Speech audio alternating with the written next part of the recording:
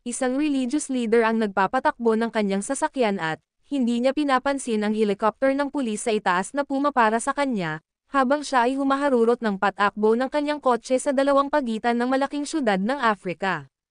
Nagtataka siya kung bakit lumampas ng kaunti ang helicopter at mababa na ang paglipad nito at naisip niyang siya ba ang hinahabol nito o may isang criminal na medyo malapit sa kanya.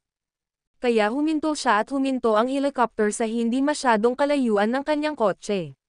Doon nakaramdam siya ng takot, siya ba ay may nagawang kasalanan? Dahil sa ilis na dumadagandong ay ang mga damo at alikabok ay parang ipu-ipu na humadya sa kanyang sasakyan. Mayroong dalawang lalaking pulis ang bumaba at naglalakad patungo sa kanyang sasakyan. "Sir, kanina ka pa namin hinahabol," sabi ng isang pulis. Hindi na alam ang kanyang sasabihin sapagkat biglang natuyo ang kanyang lalamunan ngunit pinilit niyang magsalita ng tatlong salita. "Para po saan? Hinahabol ka namin dahil sa sobrang bilis mong magpatakbo ng iyong sasakyan," sabi ng pulis.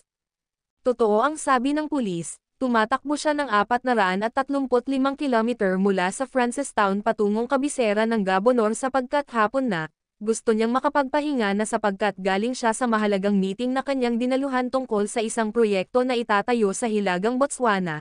Nagset siya ng cruise control ng kotse sa 150 kilometers per hour, lampas ng 30 kilometers per hour sa speed limit.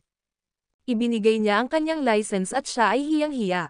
Madaming sasakyan ang naghinto at inaalam kung anong nangyayari at ang lahat ng mga tao ay nakatingin sa kanya. Napansin niyang parang kilala siya ng isang pulis sapagkat minsan ay lumalabas siya sa television o sa mga similar niya sa Police Academy. "Saan ka pupunta, sir?" tanong ng unang polis. "Sa Gaborone, sir."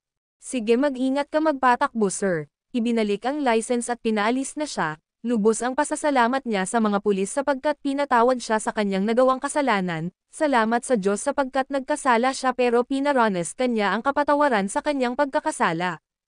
Mas higit ang ginagawa ng pagpapatawad sa ating mga kasalanan ng ating Panginoong Diyos, isuko ang sarili sa Diyos at tatanggap ng kapatawaran.